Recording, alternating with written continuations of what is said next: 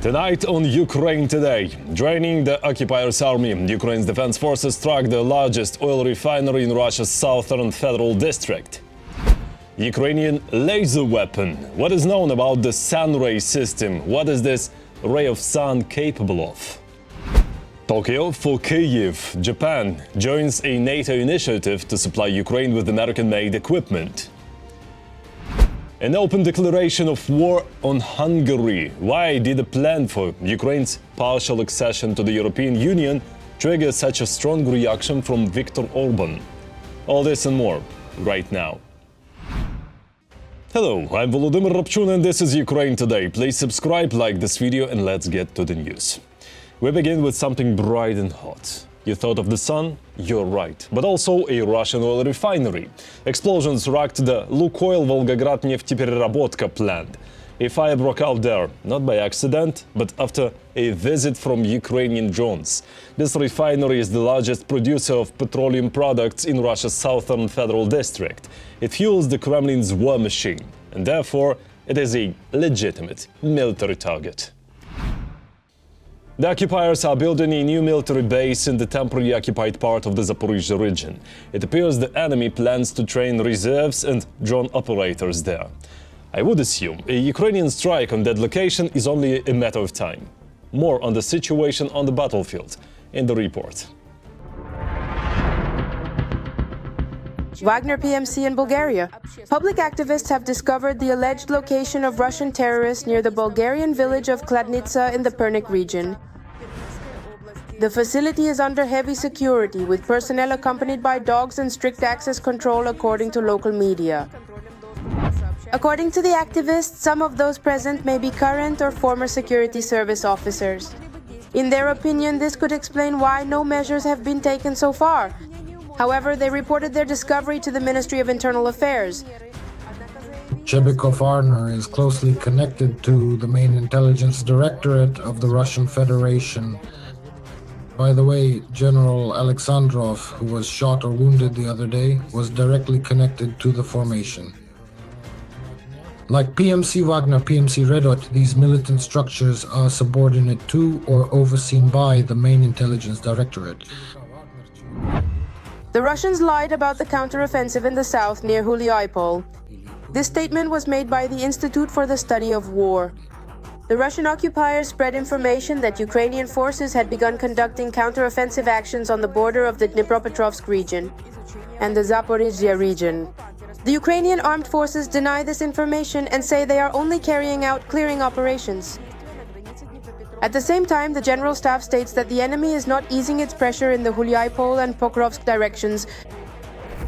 The resilience of this part of the front line essentially depends on how long Pokrovsk-Pernograd can hold out. The situation there is very difficult. It's even worse in some respects. Something similar is happening in the Huliaipol direction as well. In Huliaipol itself, fighting is already taking place on the western outskirts of the town. This is a flank, the southern flank, where the enemy is pushing in from the east into our defenses in the south. Border Guard pilots from the 1st Border Detachment of the Guard Brigade blocked an attempt by the occupiers to break through the state border in the southern Slobozansky direction.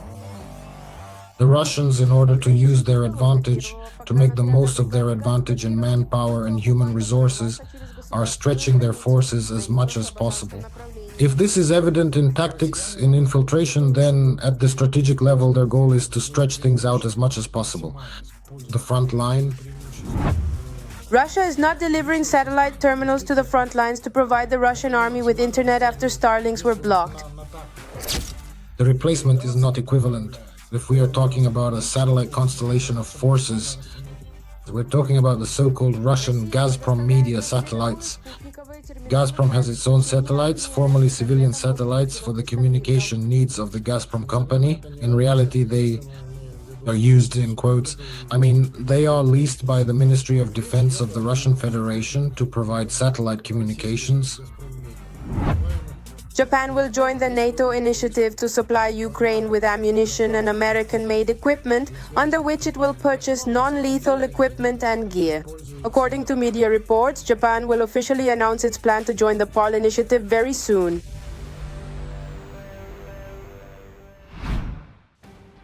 Over the past day, Russia has lost at least 820 occupiers killed and wounded. Since the start of the full-scale invasion, total Russian losses have reached 1,249,380. In the last 24 hours, Ukraine's defense forces also destroyed 5 Russian tanks, 2 armored combat vehicles, 59 artillery systems, and dozens of other pieces of enemy military equipment. Ukraine's military intelligence released footage of drone strikes against Russian air defense systems. The operation was carried out by the special unit called Primary Ghosts. They hit expensive radar system and surface-to-air missile system. The strike took place at the end of January, but permission to publish the footage was granted only now. Ukraine has developed a laser system called Sunray. This was reported by The Atlantic. It will become part of a broader system that also includes interceptor drones, new missiles and robotic platforms designed to counter Shahed drones. More details soon. Drones remain the main weapon of Russian terror. Here is another tragic proof. 3 children and their father were killed in the Russian drone strike in the Kharkiv region. The occupiers hit a private house. The children's pregnant mother was injured and is now in hospital. Our deepest condolences to the family. But drones are not the only weapon used against civilians. Russian forces dropped 7 aerial bombs on Slovyansk. At least 2 people were killed, an 11-year-old girl and her mother. 16 injured, among them a 7-year-old child. France is preparing to transfer a new batch of Mirage 2000 aircraft to Ukraine. In addition, President Zelensky announced plans to purchase 150 Gripen fighters and 100 Rafale jets. What could these aircraft change on the battlefield and when might they arrive? The answers in the report. Anti-ballistic missiles, guided aerial bombs, and a new batch of Mirage 2000 aircraft. The French side has announced preparations to transfer Mirage 2000 aircraft to Ukraine. Discussions also covered accelerating aircraft deliveries and continuing work on record volumes of AASM hammer-guided aerial bombs. At the same time, cooperation continues on the supply and accelerated production of Aster missiles. The provision of long-range weapons, particularly Scalp missiles, was discussed separately.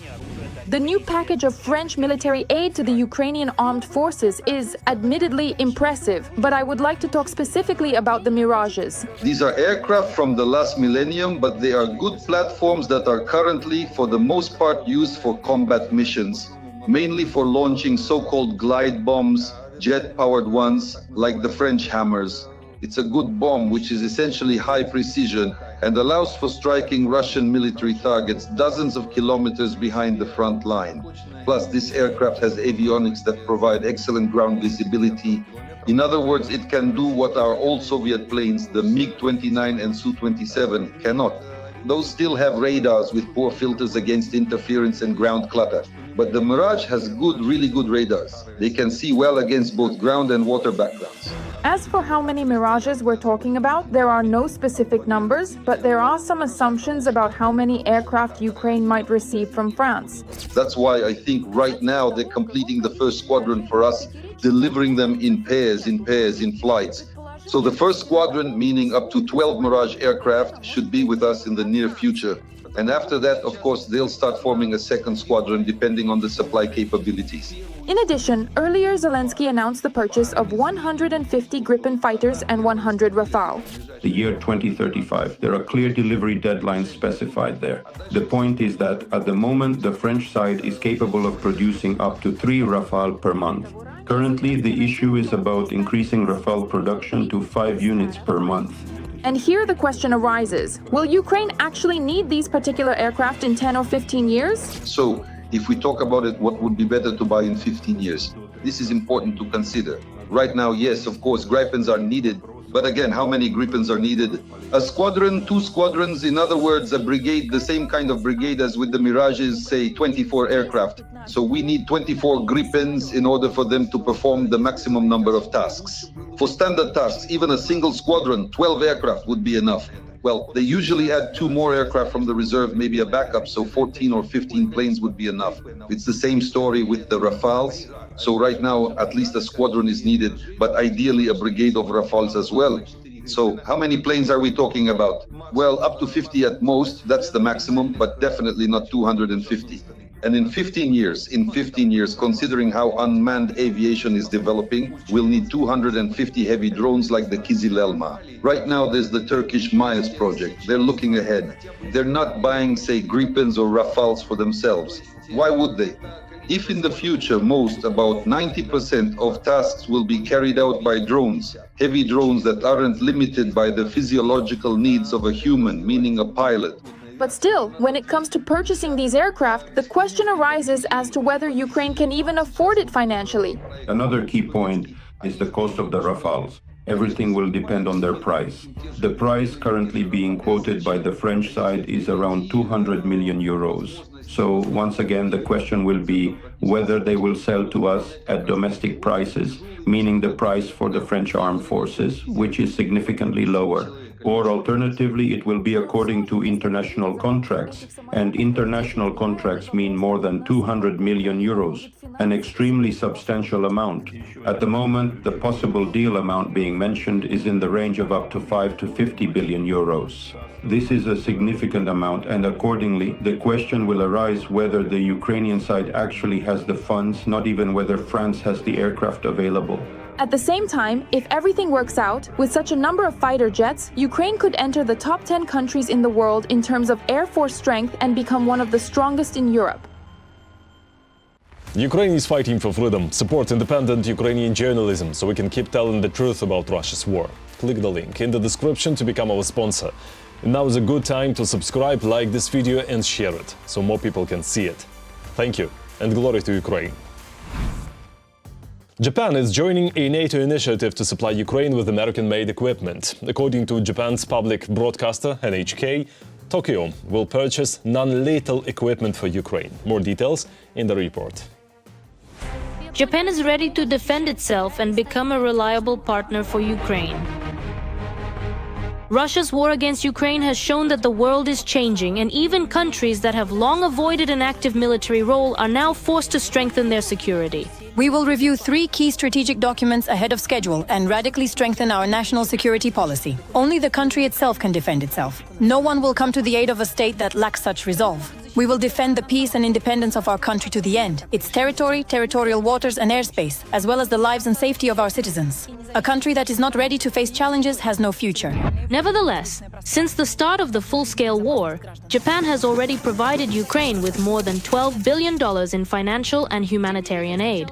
And in 2026, Tokyo plans to allocate almost another $6 billion. This is, let's say, quite a sensitive topic for them. There, everything is connected with armaments, with war. So in society, of course, there is support in Japan for the idea that Ukraine needs help. And by the way, the various types of horizontal ties between Ukraine and Japan are actually quite strong. This is precisely the reason why Japan has always, even though it is geographically located at a very great distance from Ukraine, consistently offered an extensive amount of significant support and help to the Ukrainian people. Well, what a twist. It is reported that Japan will join the International Pearl Initiative. Well, of course, these are European countries, you see. But we see that Japan has already joined, which is definitely a good sign and could even be an extra push for our diplomacy to encourage other countries, Ukraine's partners, to join this initiative as well. However, there is an important limitation. Tokyo is not ready to supply lethal weapons directly. We're talking about the purchase of, for example, radar systems. Japan is ready to support our defensive capabilities, yes, our abilities. That is, most likely this includes air defense systems, missiles for them, and interceptors, which is extremely important for Ukraine in the context of, yes, the Russian Federation's aggression and essentially terrorism, missile and Shahed drone attacks, and strikes on critical infrastructure. Despite this, Japan's participation opens up a new option for military cooperation for Ukraine, and the deputy head of the president's office even announced the preparation of a historic defense agreement between the two countries. It is actually considerably more advantageous to establish these types of comprehensive horizontal defense procurement contracts and strategic defense agreements with Japan than it would be to do so with, for example, a nation that possesses a significantly lower level of technological advancement. I am deeply convinced that the prospects for horizontal defense cooperation in the military-industrial complex, the modern military-industrial complex with Japan, are very promising. But all these changes are not happening by chance. A new prime minister has been elected in Japan. Sanai Takaichi and her party have secured an absolute majority of seats in parliament. In her district, the prime minister received almost 90% of the votes. The LDP can now govern alone. And she is the first female prime minister in the country's history. She also takes a tough stance on Russia's invasion of Ukraine and advocates for strengthening Japan's role in security matters. But you might wonder, what does China have to do with this? She has also spoken out regarding China. In fact, her policies could even be described as openly anti-Chinese. The new prime minister's sharp rhetoric about the possibility of a Chinese attack on Taiwan, and that Japan could even provide military assistance to Taiwan in such a case. There is also a long-standing territorial dispute between Tokyo and Moscow. Japan continues to insist on the return of the southern Kuril Islands, which it considers its northern territories. Russia has held them for 80 years now, but life there is simply dying out. People are leaving, roads are crumbling, and instead of investment, there are only military bases. Moscow, naturally, refuses to negotiate a peace treaty and considers the issue closed. We weren't the ones who worsened relations with Japan. What bad thing did we do to Japan recently? We were negotiating, trying to find an answer to a very difficult question regarding the peace treaty. Then suddenly Japan went ahead and imposed sanctions against us. Of course, Japan's new prime minister does not guarantee quick decisions or bold promises in favor of Ukraine. But now the development of relations between Ukraine and Japan is no longer limited by anything, and the path to realizing these opportunities is open. There are many ways to complement and develop our relations, including the economic direction. Right now, I am very deeply convinced that a completely new, prosperous era in the economic and political relations between Japan and Ukraine could even begin to unfold today. While Russia is left with fewer and fewer allies, Ukraine is gaining more partners and prospects with every step. Japan is ready to defend itself and at the same time become a reliable support. And this is a historic opportunity to strengthen security and develop relations. Meanwhile, the United States has reduced its direct military aid to Ukraine by nearly 99%. This is according to the updated Ukraine Support Tracker report from the Kiel Institute for the World Economy for the year 2025. The report notes that Europe had to largely compensate for the reduction in American support. As a result, in 2025, assistance from the European Union and its member states increased by approximately 67% compared to the previous period.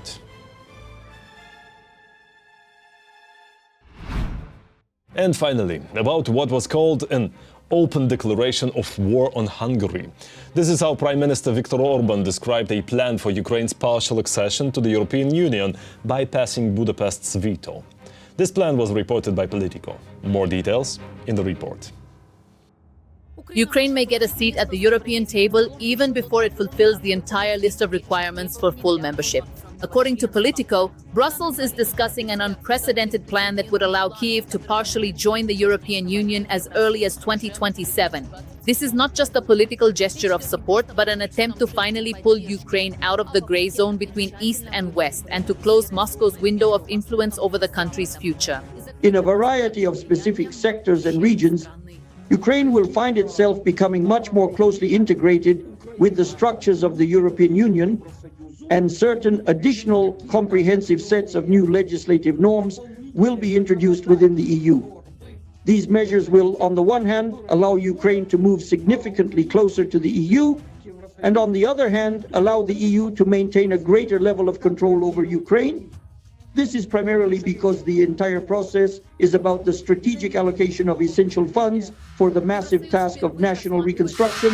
For the first time, the European Union is considering a scenario in which a country gains access to the EU's institutional space, not at the end, but at the very beginning of the process. In Brussels, this is unofficially called reverse enlargement, when reforms continue, but the political decision is made in advance. EU officials find this idea appealing because it would give Kyiv a respite to complete reforms of democratic institutions, as well as the judicial and political systems, while at the same time reducing the likelihood that the country will lose hope of joining and turn away from the West, political rights. At the core of this plan as political rights are 5 steps, each of which is intended to bring Ukraine closer to the European Union faster than previous enlargement rules allowed. The first is accelerated preparation. The EU has already given Kyiv recommendations on 3 out of 6 negotiation clusters and is preparing to open work on the remaining ones in the coming months. The second element is the so-called membership light format. This is not a second-rate status, EU officials assure, but a phased entry. First, political participation and access to key decisions, then an expansion of rights. But what needs to be specified there is when Ukraine can expect to become a member of the European Union, and not just specified, but there must be a clear roadmap. Secondly, we need to realistically understand how these clusters will be postponed for us, taking into account Hungary's veto. And here we come to the most painful third point. Admitting a new member requires the consent of all 27 EU countries, and Prime Minister Viktor Orbán remains the main opponent of Ukraine's integration. In Brussels, it is no secret. His position is unlikely to change before the Hungarian elections. That is why European capitals are closely monitoring the domestic political situation in Budapest, viewing a change of power as a possible window to unblock the decision.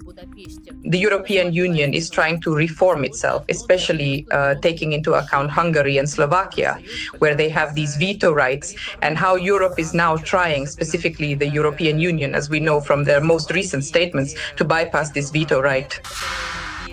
The fourth step of the plan is to rely on external pressure. In Brussels, they believe that it is the President of the United States who can influence Orban. The draft peace plan, which consists of 20 points, already includes Ukraine's accession to the EU by 2027. If Donald Trump decides to see the deal through, a phone call to Budapest could be decisive. And finally, the last and most extreme option is Article 7 of the EU Treaty. It provides for stripping the country of its voting rights. This is the harshest tool of pressure, and for now they do not want to use it so as not to strengthen Orban's position within Hungary. But in Brussels, they no longer rule out that if the blockade continues, this trump card may be played.